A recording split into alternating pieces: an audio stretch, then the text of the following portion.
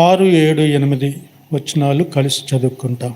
కీర్తన గ్రంథము 63 అధ్యాయము 6, 7, 8 వచనాలు కలిసి చదువుకుంటాం. కాగా నా జీవితకాలం అంతయు నేను ఇలాగున నిన్ను స్తుతించెదను, నీ నామమును బట్టి నా చేతులెత్తెదను. నీవు నాకు సహాయకుడవై ఉంటివి, నీ రెక్కల చాటున శరణుజొచ్చి ఉత్సాహధ్వని చేసేదను. నా ప్రాణము నిన్ను అంటి వెంబడించుచున్నది, నీ కుడి చేయి నన్ను ఆదుకొనుచున్నది. 7వ వచనం మరొకసారి కలిసి చదువుతాం. నీవు నాకు సహాయకుడవై ఉంటివి, నీ రెక్కల చాటున శరణజొచ్చి ఉత్సాహధ్వని చేసేదను. చిన్న ప్రార్థన చేసుకుంటాం. ప్రేమగల తండ్రి, జీవాధిపతి, మీ స్తోత్రాలు. మమ్మల్ని జీవప్రాప్తులుగా చేసి 12వ నెల 7వ దినం ఉదయకాల సమయంలో మీ పాద సన్నిధిని చేరి మీ గొప్పతనాన్ని, మీ ప్రేమను, మీ దయాళుత్వంను పాటల ద్వారా కీర్తించే భాగ్యం మాకు ఇచ్చినందుకై స్తోత్రాలు. పాటల ద్వారా మమ్మల్ని ప్రోత్సాహపరిచినందుకు వందనాలు తండ్రి. మా వ్యక్తిగతంగా మిమ్మల్ని ఆరాధించక మునుపు కొన్ని సంగతులు చదవబడిన లేఖనాలను మీరే మాకు దయచేయండి. మిమ్మల్ని ఆరాధించడానికి సహాయం దయచేయండి. కూడి వచ్చిన ప్రజల మీ వారు, సమయం మీది, సన్నిధి మీది, నిలబడి నేను అజ్ఞానిని, అయోగ్యుడను, ఇక్కడ కూర్చున్న వారందరికంటే కూడా దౌర్భాగ్యుడని, జ్ఞానము లేనని ఒప్పుకుంటూ ఉన్నాను. నా అజ్ఞానపు మాటలతో మీ ప్రజల యొక్క సమయాన్ని నేను వృధా చేయకున్నట్లు సమయోచితమైన జ్ఞానాన్ని, సందర్భానుసారం లేఖనాలతో మీ ప్రజలైన వారితో మీరే మాట్లాడండి. కొన్ని తలంపులు నా మస్తిష్కంలో మీరు పెట్టండి. ప్రభా, నా హృదయాన్ని నింపండి. మీ వాక్యము నా నోటిలో ఉంచండి. ప్రభు, నన్ను పవిత్రపరచండి, కాల్చండి. వచ్చిన మీ ప్రజలను బట్టి వందనాలు. రావాల్సిన వారిని కూడా జ్ఞాపకం చేసుకోమని మీ సన్నిధి మాకు ఉంచినందుకే వందనాలు చెల్లిస్తూ, మా రక్షకుడైన యేసు ప్రభు వారి జీవము కలిగిన నామములో స్తుతించి, ప్రార్థించి, ఘనపరిచి ఈ ప్రార్థనా మనవులు అడిగి పొంది ఉన్నాము పరమ తండ్రి. ఆమేన్. Praise the lord. అందరికి వందనాలండి. ప్రత్యేకించి అన్న భీమరాజ్ అన్న వారికి కూడా వందనాలు. మళ్ళీ చాలా రోజుల తర్వాత వారిని చూసే భాగ్యం దేవుడు నాకు ఇచ్చాడు. అలాగే దైవ సేవకులు రత్నరాజు గారు, వారి కుటుంబానికి చాలా చోట్ల మనం వింటాం, చూస్తాం. పరిచర్య అనేది చాలా ఎదుటాళ్ళకి ఇవ్వటం అనేది చాలా తగ్గింపు జీవితం కూడిన విషయం అది. అయినా ఎవరు తగ్గించుకుని ఇది నా పరిచయం కూడా ఇస్తూ వచ్చారు. దాన్ని బట్టి కూడా అంటే ఎందుకు చెప్తానంటే, యేసుప్రభు మాట చెప్తారు, పేదలు ఎల్లప్పుడూ మీతో ఉంటారు, నేను మీతో ఎల్లప్పుడూ ఉండడానికి చెప్పాడు కదా. రత్నరాజన్ ఎప్పుడెక్కడ ఉంటారు ఏమండి? మేము ఇక్కడ వెళ్ళిపోతాం. మళ్ళీ ఎప్పుడో నా కొరకు ప్రార్థనలో జ్ఞాపకం చేస్తారండి. ఏమని చేస్తారు? ఎప్పుడైనా నాకు ఆరోగ్యం బాగోపోతే ఇక్కడ వస్తున్నాను నేను. ఆరోగ్యం బాగుంటే అక్కడే పరిచర్య ఉంటుంది. కాబట్టి మీరు ఏమని ప్రార్థన చేస్తారో అది ఎప్పుడైనా ఒకసారి మా దగ్గర పంపించండి ప్రభు అనండి, కానీ మళ్ళీ దెబ్బతగలాలి ప్రభు అనొద్దు అమ్మా. నా కొరకు ప్రార్థనలో జ్ఞాపకం చేసుకునండి. సమయంలో క్లుప్తంగా కొన్ని మాటలు మనం జ్ఞాపకం చేసుకుని ప్రభుని ఆరాధించడం కొరకే మనం ఇష్టపడతాం. దావీదు మహారాజ్ జీవితంలో ప్రతి నిత్యము కూడా మనము ఆరాధన సమయాన్ని జ్ఞాపకం చేసుకునే సందర్భాల్లో దావీదు రాసిన కీర్తనలు మనం జ్ఞాపకం చేసుకోకుండా ఉండలేం. ఆరాధన సమయమే ఉండదు అసలు కదా. అంటే దేవుని ఆరాధించే విషయంలో దావీదు మహారాజు బాల్యం నుండి కూడా అంచెలంచెలుగా చాలా విషయాల్లో దేవునికి ఇష్టానుసారుడుగా ఉన్నట్లుగా, దేవుని ప్రశంసలు పొందినట్లుగా మనకు అర్థమవుతూ ఉంది. మొట్టమొదటిగా దావీదు బాల్యాన్ని గురించి మనకు తెలియని సంగతులు, బైబిల్లో లేని సంగతులు చాలా ఉన్నాయి. క్లుప్తంగా కొన్ని సందర్భాలు ఒక్కొక్క విషయం మీకు జ్ఞాపకం చేస్తాను. దావీదుకి ఎంతమంది అన్నలు చెప్పండి? ఎంతమంది అన్నలు దావీదుకి మీకు తెలుసా? సండే స్కూల్ పిల్లలకి తెలుసా? మీకు చెప్పారు అక్క, మీకు టీచర్ గారు? ఎంతమంది? 10 మంది. దావీదు ఎన్నోవాడు? గట్టిగా చెప్పండి అమ్మా. నాకు 7 అన్నలు, 2 అక్కలు. కదా. దావీదు కడసారు వాడు. దావీదు పుట్టక మునుపు పిల్లరా, దావీదు తండ్రి యెషయి అక్కడ సన్హెద్రివి సభ అని న్యాయ సభ, ఇప్పుడు సుప్రీంకోర్టు లాగా, అందులో ఒక ఉద్యోగస్తుడు, న్యాయం తీర్చే సభలో ఒక బాధ్యత గల పెద్ద ఆయన. అక్కడ ఉన్నటువంటి యూదులందరూ కూడా ఒక దినాన్ని కూర్చుండి యెషయాని ఏమైనా ఈ పదవి నుంచి తప్పించాలి, అతని భార్య అన్యురాలను చేసుకున్నాడు కాబట్టి అతని సభలో ఉండడానికి వీలేదని తీర్మానం చేసుకున్నారు. యెషయితో ఈ మాట చెప్పగా, అలాగైతే నేను నా భార్యని పరిత్యజిస్తున్నాను, దాన్ని విడిచిపెడుతున్నానని చెప్పాడు. ఎవరైనా పదవిని వదులుకోవడానికి ఇష్టపడరు కదా, పదవిని వదులుకోవడానికి ఇష్టపడరు, దేనైనా వదులుకుంటారు కానీ. కాబట్టి భార్యని వదిలేస్తానని చెప్పి తన ఇంట్లో ఒక పని మనిషిగా పెట్టుకున్నాడట. ఎవరిని? దావీదు తన భార్య నుజావీతు, ఆమె పేరు నుజావీతు, ఆమె మోయాబీరాలు అని బైబిల్ స్కాలర్స్ చెప్తారు. అయితే ఈ ప్రక్రియలో సమాజం దృష్టిలో తన భార్యను పరిత్యజించాడని చెప్పున్నాడు, కానీ రహస్యంగా తన భార్యతో సంసారిక జీవితాన్ని అతను కలిగి ఉన్నాడు. ఈ ప్రక్రియలోనే దావీదు గర్భాన్ని పడ్డాడు. అంతకుముందు 7 కొడుకులు ఉన్నారు కదా, ఆ 7 కొడుకుల్లో ఏమన్నారుకున్నారంటే, దాచిపెట్టలేరు కదా, గర్భం దాల్చింది, నెలలు గడిచే కొద్దీ మీ గర్భవతిని అర్థమవుద్ది లోకానికి. కొడుకులు ఉన్న 7 కూడా మా అమ్మ ఎవరితో అక్రమ సంబంధం పెట్టుకుంది, మా నాన్న విడిచిపెట్టాడు, ఆమెను ఏమైనా చంపాలి, రాళ్ళతో కొట్టి చంపాలని ప్రయత్నం చేస్తారు. లోకం సమాజంలో తీర్పు తీర్చడానికి ప్రయత్నం చేస్తుంటే ఆ సంగతి యెషయికి తెలిసి కొడుకులకి నచ్చజెప్పి అలా చేయొద్దు, ఆమె కూడా మీ తల్లి, అది ఇదని చెప్తూ వచ్చాడు. ఎట్టకేలకు దావీదు గర్భాన్ని ధరించి పుట్టాడు. అయినప్పటికీ దావీదు అంటే సహోదరులకు ఎవరికి కూడా ఇష్టం. ఆయా సందర్భాలు నేను చెప్పను, కానీ రిఫరెన్సెస్ కూడా ఉన్నాయి. నా సహోదరులు నా మీద తిరుగుబాటు చేస్తున్నారంట, ఏమాత్రం ప్రేమించలేదట. వింటున్నారా సండే స్కూల్ పిల్లలు? మీలాగా తల్లిదండ్రుల సంరక్షణలో పెరిగినవాడు కాదు దావీదు. మీరు ఏదైనా అడిగారనుకోండి, కొనుగోపోతే ఏం చేస్తారు చెప్పండి? ఏం చేస్తారు? ఏడుస్తారు. ఏడిస్తే అమ్మ నాన్న ఏం చేస్తారు? కొనిచ్చేస్తారు. కానీ దావీదుకి అలాంటి పరిస్థితులు లేవు. బాల్య దినములుండి కూడా చాలా కష్టాలు అనిపించే వ్యక్తి. అయితే కడసేరకు 5వ సంవత్సరం 10వ సంవత్సరం లోపు వచ్చింది. ఈయన ఏమైనా వదిలించుకోలేను, నాన్న దగ్గరికి సలహా చెప్పి, ఇలాగా మందలు ఉన్నాయి కదా, మందల దగ్గర దావీదుని పంపించు. ఏంటికి ఆలోచన ఏంటి? మందల దగ్గర పెడితే క్రూర మృగం ఏదో ఒకటి చంపి తినేద్దండి, ఈ పేడ వదులుపానికి పరువు దక్కుతుంది అనుకుని, ఇప్పుడు ఎదుగుకొలితే దావీదు అలా పుట్టాడు, లోకం అడుగుతున్నారు మమ్మల్ని, వాళ్ళకి సమాధానం చెప్పలేకపోతున్నాం అని అడుగుతున్నారు, వీడు పోతే మంచిదని అన్నగారులు దావీదును కుట్ర చేస్తూ వచ్చారు. ఎట్టకేలకు బాల్య దినాల్లోనే బాలుడిగా ఉండగానే అరణ్యంలో గొర్రెలు కాస్తూ ఉన్నాడు. ఈ పరిస్థితుల్లో అన్నగారులు తండ్రి విడిచిపెట్టిన తల్లిదండ్రులకు దూరంగా ఉన్న దావీదు మాత్రం ఏం చేశాడంటే తన దేవుణ్ణి విడిచిపెట్టలే. ఎలా తెలుసు దేవుడు అంటే, దావీదు సందర్భంలో చెప్తాడు, నేను నా తల్లి వద్ద స్తన్యపానము చేయుచుండగా నీవే నాకు నమ్మిక పుట్టించితివి, నీవే నాకు ప్రాపకుడు. అంటే తల్లి పాలిచ్చి పెంచే సమయంలో కూడా దేవుని గురించిన భయభక్తులు ఆ బిడ్డకు నేర్పుతూ వచ్చింది. తల్లి దగ్గర నేర్చుకున్నట్టు ఉగ్గుపాలతో నేర్చుకున్నట్టు ఆ భక్తిని దూరంగా ఉన్నాను, ఎక్కడ ఉన్నానని మర్చిపోలేదు దావీదు. వింటున్నారండి? కాబట్టి బాల్య దినములండి కూడా ఎందుకు మీకు ఈ సండే స్కూల్ పరిచర్య అంటే, ఏదో ఇక్కడ ఇంటికి వెళ్ళి మర్చిపోయి లోకమైన సంబంధం వ్యాపకాలతో ఉంటారని కాదు. మీ బాల్య దినములందు మీ సృష్టికర్తని, మీ దేవుణ్ణి, మీ తల్లిదండ్రులు ఆరాధించే దేవుణ్ణి భయభక్తులతో మీరు ఆరాధించేవారు ఉంటే, దావీదును అంచెలంచెలుగా వృద్ధి చేసిన దేవుడు మనందరూ కూడా అదే ఆ పరిస్థితుల్లో ఆయన వృద్ధి చేసే దేవుడిగా ఉంటున్నాడు. మీ ఉన్నత విద్య కానివ్వండి, ఉన్నత శిఖరాలు కానివ్వండి. కాబట్టి దావీదు బాల్య జీవితం మనకు మార్గదర్శకం అవ్వాలి. కాబట్టి దావీదు ఆరాధించే విషయంలో ఆయన అన్నాడు కదా, నీ రెక్కల చాటున నేను ఏమన్నట్టాడు? శరణు జొచ్చి. ఎందుకు? బాల్యదనం నుండి యెహోవా రెక్కల నీడను ఆశ్రయం పొందాడు కాబట్టి, ఏ విధముగా దావీదును దేవుడు సంరక్షించి కాపాడుతూ వచ్చాడో ఆయనకు తెలుసు. కాబట్టి ప్రతి పరిస్థితుల్లో కూడా ఆయన ఏం చేశాడంటే యెహోవా రెక్కల నీడను ఆశ్రయం కలిగినట్లుగా మనం చూస్తూ ఉంటున్నాం.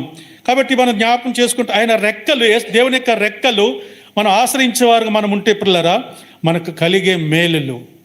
ఆరాధన వర్తమానం అంటేనే దేవుని ప్రేమ, దయ, మేలులు మనకు జ్ఞాపకం చేసుకుంటాం.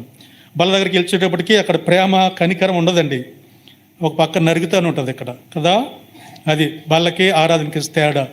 కాబట్టి ఇక్కడ ఆరాధన అనేది దేవుని యొక్క మేలులు మనం జ్ఞాపకం చేసుకోగలగాలి. ఏంటంటే ఇక్కడ జ్ఞాపకం చేసుకుంటే కీర్తన 65 అధ్యాయం 2వ వచనం, క్షమించండి, యెషయా గ్రంథం 65:2 ఒక మాట ఉంటుంది, లోబడనొల్లని ప్రజల వైపు దినమంతయు నా చేతులు చాపుచున్నది. మత్తయి సువార్తలో 23 అధ్యాయం 37 వచనంలో అంటాడు, కోడి తన పిల్లలను చేర్చుకున్నట్లుగా నేను మిమ్మలను చేర్చుకుందని యెరూషలేము పట్టణస్తులతో అంటాడు. కాబట్టి దేవుని ఆయన రెక్కల నీడను మనకి ఆశ్రయించడానికి ఇష్టపడుతూ ఉన్నాడు. ఆయన రెక్కల నీడ కింద ఉంటే మనకి ఏంటంటే క్షేమం. దేవుడు కోడిని తనకు ఉదాహరణగా వాడుతూ వచ్చాడు. ఏమండి, బైబిల్ గ్రంథంలో కోడి పేరు యేసుప్రభు ఆయన వాడుతూ వచ్చాడు కదా. మనకంటే కోడి పెట్ట బెటర్ ఏమో కదా, కోడి పేరు కూడా వాడుతూ వచ్చాడు దేవుడు. కాబట్టి రెక్కల కింద మన ఆయన ఆశ్రయిస్తున్నాడు. మన మధ్యనే అమెరికాలో కార్చిచ్చు చోటు జరిగింది తెలుసా. కార్చిచ్చు అంటే అరణ్యము తగులబడిపోతూ వచ్చింది, పైనుంచి హెలికాప్టర్లు విమానాలతో నీళ్లు కొట్టినా ఆరలేదు. అది ఒక పక్క నుంచి మిలిటరీ వాళ్ళు ఆరుతూ ఉన్నారు అడవిని. చాలా నెలలు ఉంది, చాలా ప్రాణ నష్టం జరిగింది, ఆస్తి నష్టం జరిగింది. సైనికులు ఈ విధంగా ఆర్పుతూ ఉంటే ఒక చోట ఒక పక్షి చనిపోయి కనిపించింది, ఇంటికలన్నీ కాలిపోయినాయి కనిపించింది. ఒక సైనికుడు ఏం చేశాడంటే ఆ కర్రతో ఇలా పొడిచాడు, దాన్ని పొడవగానే దాని రెక్కల కింద నుంచి 8 పిల్లలు బయటకు వచ్చినాయి అంట. యేసు ప్రభువు కోడిని ఉదాహరించడానికి గల కారణం ఏంటంటే తల్లి పక్షి తను ప్రాణం పోయినప్పటికీ కూడా పిల్లలను రక్షించడానికి ఏం చేసిందంట, ప్రాణాన్ని కోల్పోతూ వచ్చింది. మన ప్రభువైన యేసుక్రీస్తు వారు కూడా మన కొరకు ఆయన రెక్కలు చాపాడు. దినమెల్లా నా చేతులు మీ వైపు చాపుతూ ఉన్నారు. ప్రియమైన దేవుని పిల్లరా, ఇంకా ప్రభుని యథార్థముగా ఆత్మతో సత్యంతో ఆరాధించే విషయాల్లో మనం ఇంకా దేవునికి ఇంకా దూరంగా ఉన్నట్లయితే ఉదయకాల సమయంలో దేవుడు ప్రేమతో మనల్ని ఆహ్వానిస్తూ ఉన్నాడు. ప్రయాసపడి భారం మోసుకొనిచున్నా, ఎందుకు మీరు కష్టపడతారు, ఎందుకు మీరు బాధపడతారు, ఈ భారాన్నంతా నా మీద. 68 కీర్తనలు అనుకుంటే మంచి మాట ఉంటుంది, అనుదినము ఆయన మా భారము భరించుచున్నాడు అని కదండి. అనుదినము ఏం చేస్తాడంట, మన భారము భరిస్తూ ఉన్నాడు. ద్వితీయోపదేశకాండం 1వ అధ్యాయం 31 వచనం మనం జ్ఞాపకం చేసుకుంటే, ద్వితీయోపదేశకాండము 1వ అధ్యాయం 31 వచనములో, ఐగుప్తులోను అరణ్యములోను మీ కొరకు చేసినట్లు మీరు ఈ చోటుకు చేరు వరకు మీరు వచ్చిన మార్గం అంతటిలో మనుషుడు తన కుమారుని ఎత్తుకొన్నట్లు మీ దేవుడైన యెహోవా మిమ్మును ఎత్తుకొని వచ్చిన సంగతి మీరు ఎరుగుదురని మీతో చెప్పి తిని. పిల్లరా, గతించిన ఈ 11 నెలల కాలంలో మనం అనుకుంటున్నాం మనం క్షేమంగా ఉన్నాము అని అంటే, చెప్పండి, క్షేమంగా ఉన్నామంటే ఎవరు కారణం? మన దేవుడు తండ్రి తన కుమారుని ఎత్తుకొని వచ్చినట్లుగా. ఇక్కడ నాకు కొద్దిగా బాధ కలుగుతుంది, వాక్యం చదువుతుంటే నిజమే అనిపిస్తుంది. చాలామంది చిన్న నాకు మేము బయట నుంచి పడిపోయినప్పుడు మా మేనల్లుడు వాడు 4th or 5th చదువుతున్నాడు.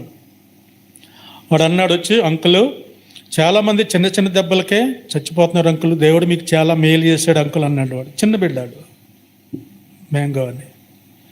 నిజమే, ఆ మాట వినగానే నాకు చాలా కళ్ళంటి నీళ్ళు వచ్చినాయి. ఈ వాక్యం చదువుతూ ఉంటే దేవుడు అదే నాకు జ్ఞాపకం, అవును ప్రభువా, నీవు నన్ను ఎత్తుకుని మోయిస్తుండకపోతే, నీ రెక్కలని నన్ను భద్రం చేయకపోతే ఇది నేను ఉండేవాడిని కానేమో. కాబట్టి తండ్రి వలె నన్ను ఎత్తుకొని ఈ సంవత్సర కాలం అంతటిలో పిల్లరా తన వందు భయభక్తులు కలిగి ఉన్నాము. కాబట్టి దేవుడు మనందరూ కూడా ఆ రీతిగా ఎత్తుకుని మోస్తూ ఉన్నాడు. ఆయన రెక్కల నీడ మనకు ఆశ్రయం కలిగించే దేవుడిగా ఉంటూ వచ్చాడు. అనుదినం మన భారం భరించేవాడుగా ఉంటూ వచ్చాడు. ఏ రీతిగా భారం భరిస్తున్నాడో మనం జ్ఞాపకం చేసుకుంటే, ఇక్కడ నిర్గమాకాండం 28వ అధ్యాయం 10వ వచనం మనం జ్ఞాపకం చేసుకుంటే, నిర్గమాకాండం 28:10 భుజం మీద చదవ మళ్ళీ, అదే 28:10 చదవమ్మది 28:10 నిర్గమకాండం.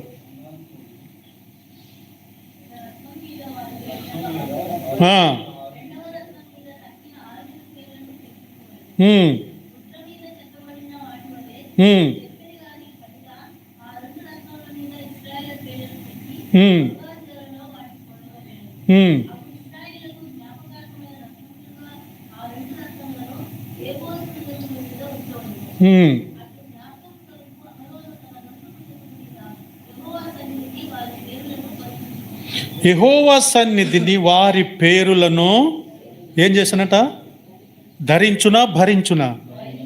భరించును.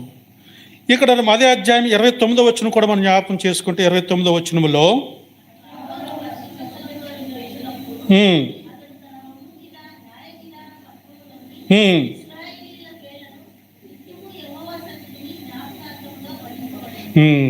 నిత్యము యెహోవా సన్నిధిని జ్ఞాపకార్థముగా ఏం చేయాలంట? భరింపవలని. ఇది యాజకుడైన అహరోను ధరించేటువంటి వస్త్రం మీద ఉంటాయి. ఈ భుజం మీద 6 రత్నాలు ఉంటాయి. ఎడమ వైపున రొమ్ము మీద 12, 3 వరుసలు, 3, 4, 12 వరుసలు ఉంటాయి. ఇశ్రాయేలు గోత్రకర్తల పేర్లు. అంటే ఇశ్రాయేల్ యొక్క భారాన్ని అతని అహరోను భరించాలి అని. ఇది దేనికి సూచిస్తూ ఉందంటే యేసుక్రీస్తు ప్రభు యొక్క శిలువకు గుర్తుగా ఉంది. అర్థమవుతుందండి? ఈ ఏపోదు అనేది యేసుప్రభు శిలువ గుర్తుగా ఉంది. యేసుప్రభు తన శిలువలో మన పాపమునంతటిని భరిస్తూ వచ్చాడు. భరించాడా? తీసివేశాడా? అర్థమవుతుందండి? ఆయన తీసివేయడానికి రాలే. తీసివేస్తే దానికి మళ్ళీ ప్రాయశ్చిత్తం మనం చేయవలసి వస్తుంది. మన పాపానికి పొందవలసిన ఆ ప్రాయశ్చిత్తాన్ని ఆయన భరించి మనల్ని విమోచించి విడుదల చేర్చి క్షామిచ్చి మన పాప భారాన్ని అందుకని యోహాను గారు యేసు ప్రభుని పరిచయం చేసేటప్పుడు ఇదిగో సృష్టికర్త అని పరిచయం చేయలే, ఇదిగో లోకరక్షకుడని పరిచయం చేయలే, ఈయన సర్వాధికారిని పరిచయం చేయలే, పరిశుద్ధుడని పరిచయం చేయలే. ఏమని పరిచయం చేశాడు? ఇదిగో లోక పాపములను మోసుకొని పోవు. కాబట్టి మన పాపాలు మోసుకొని వచ్చిన భరించే దేవుడు ఆయన రెక్కల నీడను ఆశ్రయం ఇవ్వటమే కాదు, మన పాపములను భరించి క్షామిచ్చి మనకి కూడా ఆ రీతిగా ఆయన సన్నిధిలో ఆయన సేవించే బిడలుగా ఆయత్తపరిచిన దేవుడు. కాబట్టి ఆయన రెక్కల క్రింద మనల్ని క్షేమం ఉంది. అదే మత్తయి సువార్తలో కూడా మనం జ్ఞాపకం చేసుకుంటే మత్తయి సువార్త 8:17 వచనములో మత్తయి సువార్త 8:17 మనం జ్ఞాపకం చేసుకుంటే ఆయన మాట వలన దెయ్యములను వెళ్ళగొట్టి రోగుల నెలను స్వస్థపరిచెను. అందువలన ఆయనే మన బలహీనతలను వహించుకొని మన రోగములను చెప్పండి. ఈనాడు మనం క్షేమంగా ఉన్నప్పుడప్పుడు కొన్ని బలహీనతలు వచ్చాయి మనల్ని వెంటాడు ఈ 11 ఏళ్ల కాలంలో. కానీ ఇప్పుడు క్షేమంగా ఉన్న గల కారణం ఏంటి? మన రోగాలను ఏం చేశాడు? ఆయన భుజాల మీద భరించాడు, ఆయన మీద వేసుకున్నాడు. యెషయా ప్రవక్త అదే ప్రవచిస్తూ వచ్చాడు. వారి యావత్ బాధలో ఆయన ఏదైనా మన బాధను అనుభవిస్తున్నామంటే అందులో మనం ఈషం మాత్రమే 1% మాత్రమే. మన బాధ అంతా ఆయనే భరిస్తూ ఉన్నాడు. అయ్యో ప్రభువా, ఇంత బాధ ఎలా భరించగలని అనుకుంటున్నాం ఒకవేళ, కానీ మనం పొందే బాధలో కొంచెం మాత్రం మనం అనుభవిస్తున్నాం. కానీ మన బాధ అంతా ఆయనే భరిస్తూ వచ్చాడు. అది ఆయన రెక్కల కింద ఆశ్రయించిన మనకు గొప్ప సంతోషం, ఆనందం. కాబట్టి దేవుని పిల్లరా, ప్రభుని ఆరాధించే విషయంలో, ప్రభుని సేవించే విషయంలో ప్రతి నిత్యము కూడా ఈ విషయాలను ప్రభువా, అవును మీ రెక్కల నీడన మేము ఉన్నాం కాబట్టి, మీ రెక్కల క్రింద మమ్మల్ని దాచారు కాబట్టి మేము క్షేమంగా ఉన్నామని ప్రభుని ఆరాధించే ఆ అనుభవం మనకు కలిగి ఉండాలి.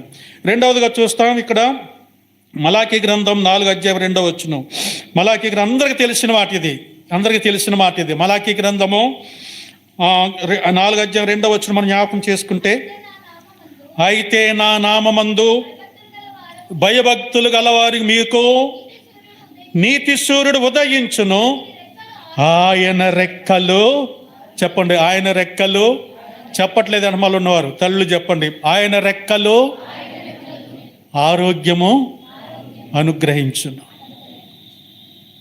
కదా. ఎక్కడిది ఈ ఆరోగ్యం?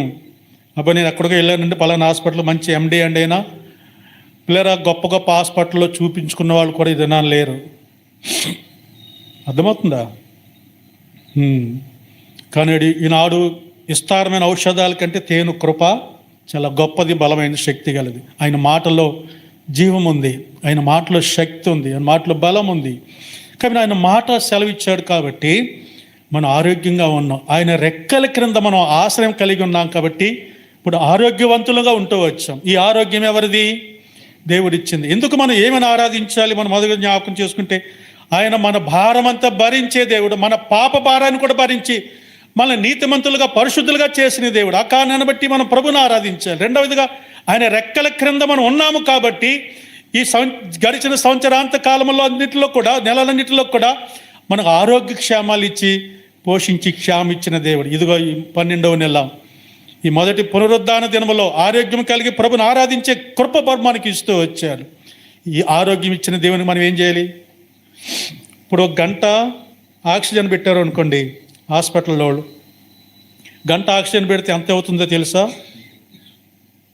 నేను డాక్టర్ గారు క్లీన్ చేస్తూ నరం తగలేదు, నరం తగ్గితే ఒక నరం ఏదైనా తగ్గితే 2 లక్షలు ఖర్చు అయ్యండి, మీకు చాలా అదృష్టవంతులు అన్నాడు ఆయన. చేతుకున్న ఒక నరం కట్ అయితే ఎన్ని లక్షలు చెప్పండి? ఎన్ని లక్షలు? ఒక చిటికనే లేదని చిన్న నలిగితే సర్జరీ చేస్తే 2,000 పైన అవుతుంది. ఆక్సిజన్కి గంటకు 2,000 తీసుకుంటారు హాస్పిటల్లో కదా. దేవుడు ఇన్ని ఫ్రీగా ఇచ్చి, స్వచ్ఛమైన ఆక్సిజన్ ఇచ్చి, నీరు, ఎండ అన్నీ ఇచ్చి, సమృద్ధి పంచభూతాలు మనకిచ్చి దినదినం మనల్ని పోషిస్తూ ఉంటాయి. ఎంత ఇచ్చాను రుణాన్ని తీర్చగలం? అందుకని దావీదు అంటాడు, నా జీవితకాలం అంతే నిన్ను స్తుతించిన. జీవితకాలం అవసరలే, కనీసం ఆయన ఆరాధించే సమయంలోనైనా సమయానికి కలిగి మొదటి ప్రార్థనలో మోకాళ్ళని ప్రభు ఏది ఏమైనా 11 ఏళ్ళు కాపాడాడు, 12 ఏళ్ళు మొదటి పునరుద్ధానంలో మొదటి ప్రార్థనలో నా మోకాళ్ళు ఆయన సన్నిధిలో ఉండాలని ఒక తీర్మానం మనకు ఉండాలి. అది నిజమైన ఆరాధనని ప్రభు జ్ఞాపకం చేస్తూ ఉన్నాడు. పనులు ఎప్పుడు ఉంటాయి పిల్లరా? లోకంలో పనులు ఎప్పుడు మనం చనిపోయేంత వరకు పనులు ఉంటూనే ఉంటాయి. ఇప్పుడు మార్త విషయంలో ప్రభు ఏమన్నాడు? మార్తా మార్తా నువ్వు అనేకమైన ఏం కల్పించుకుందండి? ఏం పనులు పెట్టుకుంది? ఇందులో ఎంతమంది ఆదివారం బట్టలు ఉతుక్కున్నారు చెప్పండి? ఎవరైనా ఉతికారా? చెప్పరు మీరు, దొంగలు. పెంటంతా ఆ రోజున పెడుతుంది. నిన్నేం చేశారు? రాత్రి మనం టయానికి పడుకోవాలి, మన టైం వేస్ట్ అవుతలేదు. మందిరం లేటుగా వచ్చినా అనేవాళ్ళు లేరు. ఇక్కడ సేవకులు అనుకోవచ్చు, ఎవరు అనుకోవచ్చు. ఒక దినాన్ని లెక్కప్పు చెప్పాలి. మనం ఆరాధించే విషయంలో ఫెయిల్ అవుతున్నాం. మన ఆరాధన దేవునికి అంగీకార యోగ్యంగా ఉండట్లేదు. కాబట్టి పిల్లలు ఇన్ని మేలు చేసిన దేవుని ఆరాధించడానికి మనకి ఎంత నిర్లక్ష్యం అంటే, ఒకని ప్రాణానికి క్రైమగా ఎవరు ఏమి వస్తారు చెప్పండి? ఈనాడు సజీవులుగా ఉండి ప్రభువుని ఆరాధించడానికి ప్రభు క్షామం ఇచ్చాడంటే పిల్లరా మనం ఎంత ధన్యులమో జ్ఞాపకం చేసుకోగలగాలి. మనం ఇక్కడ చూస్తాం, ఇక్కడ చెప్పాడు కదా, ఆయన రెక్కల క్రింద మనకేముందంట? ఆరోగ్యం ఉంది. మరొక మాట మనం జ్ఞాపకం చేసుకుంటాం, ముగిస్తాను.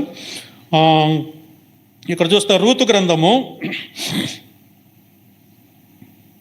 2 అధ్యాయం 12వ వచనం. రూతు గ్రంథము 2 అధ్యాయం 12వ వచనం మనం జ్ఞాపకం చేసుకుంటే, రూతు 2:12, యెహోవా నీవు చేసిన దానికి నీకు ప్రతిఫలం ఇచ్చును. ఇశ్రాయేలు దేవుడని యెహోవా రెక్కల నీడను సురక్షితముగా నుండునట్లు నీవు వచ్చితివని. చాలండి పిల్లరా. రూతు విషయంలో దేవుడు చేసిన గొప్ప మేలు ఏం చేసిందామంటే పిల్లరా, సొంత జనాన్ని విడిచిపెట్టింది, సొంత బంధువులు విడిచి, సొంత ఊరు విడిచిపెట్టింది. నీ దేవుడే నా దేవుడని నమ్మి వచ్చింది కదా. దేవుని ఏం చేసింది? నమ్మి వచ్చింది. మన దేవుడు ఎలాంటి వాడంట? నమ్మకమైన వాడు. మన నమ్మకాన్ని ఒమ్ము చేసే దేవుడు కాదు ఆయన. కాబట్టి నమ్మి వచ్చిన వారిని ఆయన విడిచిపెట్టే దేవుడు కాదు. ఏ పొలంలో పని కత్తిగా పరగేరుకుంటూ వచ్చిందో ఆ పొలానికి దేవుడు యజమాని చేస్తూ వచ్చాడు.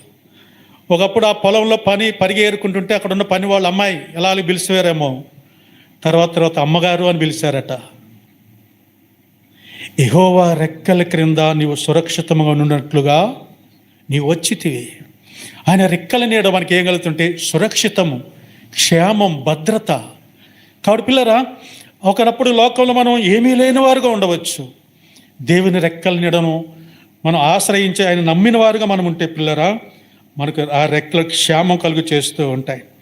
కాబట్టి పిల్లరా, ఆయన రెక్కలు మనల్ని మనం ఏం చేస్తాయంటే పిల్లరా, మన ఆదరణ కలిగిస్తూ ఉంటాయి, మన భద్రపరుస్తూ ఉంటాయి, మనం జ్ఞాపకం చేసుకోగలగాలి.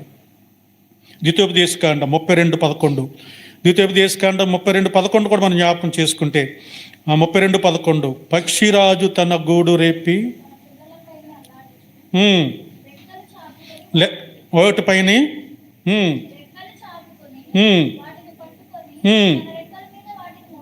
వాటిని మోయినట్లు యెహోవా వానిని నడిపించింది. ఇప్పుడు మనలో కూడా దేవుడు ఆయన రెక్కలకు ఆత్మీయమైన నడకను మనం నడిపిస్తూ ఉన్నాడు, జ్ఞాపకం చేసుకోగలగాలి. ఇదే నడక అంటే ఆత్మీయమైన నడక, ఇదే త్రోవ. దీనిలో నాడు మీరు కుడికే కానీ ఎడమకే కానీ మీరు తొలగిపోవద్దు. పిల్లరా, పక్షిరాజు తన గూడు రేపంటే చాలా సందర్భం ఈ మాట విని ఉంటారు, వివరించడానికి సమయం లేదు చెప్పను. కానీ పక్షిరాజు తన అంతటా పిల్లల్ని పెంచుతుంది. ఒక వయసు వచ్చిన తర్వాత గూడు అదే పీకేస్తుందంట పక్షిరాజు. పిల్లలు ఏం చేస్తే పడిపోదు, అప్పుడు ఎగరలేదు కాబట్టి పడిపోతూ ఉంటాయి. అప్పుడు పక్షిరాజు కిందకు వచ్చి ఆయన రెక్కల మీద పెట్టుకుని మళ్ళీ పైకి ఎగిరి ఆకాశంలోనికి ఇలా పల్టీ కొడుతుందట. మళ్ళీ పడిపోతే పడే సమయంలో భయంతో అవి రెక్కలో ఆడిస్తాయి. ఆ విధంగా రెక్కలను ఎడితేంట. ఒక్కొక్కప్పుడు మన కూడా ఆత్మీయ జీవితంలో మనకి ఎందుకు కొన్ని ఇబ్బందికరమైన పరిస్థితులు, నాకు అదేలో ఎందుకు ఈ ప్రమాదం జరగగానే నాకు ఆలోచన వచ్చింది, ఎందుకు ప్రభువా నేను ఇలాగున్నాను, ఇలా జరిగింది ఏంటి, లోకానికి ఆస్పద అంటే దేవుడి ద్వారా ఒక ఆత్మీయ పాఠాన్ని నేర్పించడానికి, ఆత్మీయ నడకను నేర్పించడానికి. ఇప్పుడు యాకోబును దేవుడు ఆశీర్వదిస్తాను, నీ పితరుల దగ్గరికి వెళ్ళమన్నాడు. తిరిగి వచ్చే ప్రయాణంలో ఎబ్బోకు రేవు దగ్గర కాలు ఎరగొట్టాడు. కాలు ఎరిగిపోతాం ఆశీర్వాదమా? నేను అంటాను ఆశీర్వాదమే అది. యాకోబు కాలు ఎరగకపోతే నేను నాది అని చెప్పుకుంటూ ఉండేవాడే. ఒకవేళ యాకోబు కాలు వసిలింది కాబట్టి దేవుని మీద ఆనుకొని ప్రయాణం చేయడానికి ఇష్టపడుతుంది, అది ఆశీర్వాదం. నీ పితరుల దగ్గర నీవు ఆశీర్వదిస్తేనే కానీ నేను విడిచిపెట్టని ప్రార్థన చేస్తూ వచ్చాడు. కానీ ప్రార్థన చేసిన వ్యక్తికి కాలు ఎరగొట్టి పంపించాడు. అప్పుడప్పుడు కొన్ని బలహీనతలు మన జీవితాల్లో కూడా ఆశీర్వాదాలు మనం గుర్తించగలగాలి. దేవుడు నాకెందుకు చేశాడు, ఈ దెబ్బ ఎందుకు తగిలింది అని మనం దేవుడి మీద తిరుగుబాటు చేయకూడదు. ప్రభువా, దీని ద్వారా కూడా నాకేదో ఒక పాఠాన్ని నేర్పిస్తున్నావని ప్రభు దగ్గర మనం మోకరిల్లినప్పుడు ఆత్మీయ నడక ప్రభు మనకు నేర్పిస్తూ ఉంటాడు. కాబట్టి మన జీవితంలో జరిగే ప్రతి పరిస్థితి కూడా ఆయన రెక్కల క్రింద ఆత్మీయమైన నడకను మనకు నేర్పినట్లు,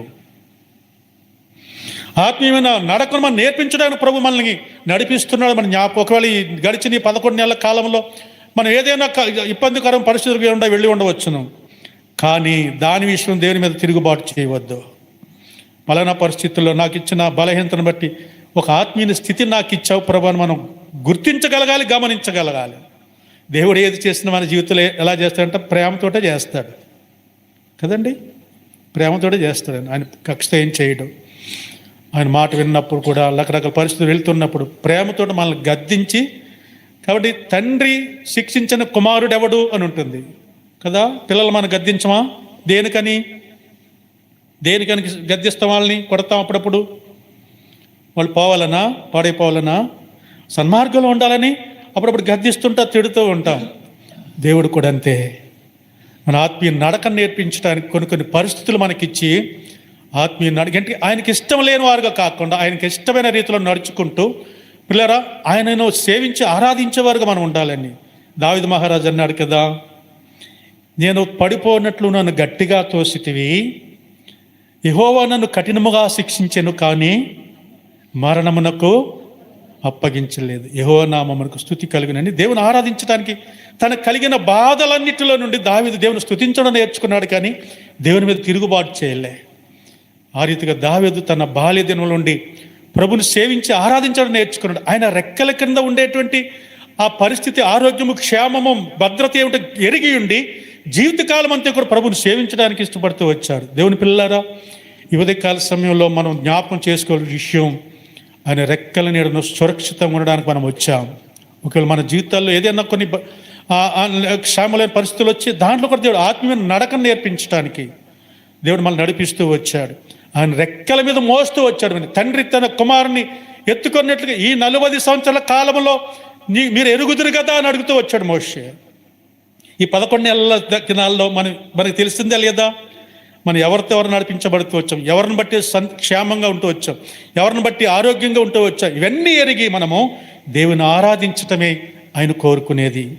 ప్రభు అట్టి మనస్సాక్షిని, అలాంటి పరిస్థితులను మనందరికీ అనుగ్రహించి ఆయన ఆరాధించే బిడ్డలుగా మనం ఆయత్తపరచడానికి ఈ కార్యం మన పట్ల జరిగిస్తూ ఉన్నాడు. కాబట్టి జరిగిన ప్రతి పరిస్థితిని మనం సమకూర్చుకొని ప్రభుని ఆరాధించడానికి ఇష్టపడదాం. అట్టి కృప పరిశుద్ధాత్మ దేవుడు మనందరికీ దయచేయునుగాక.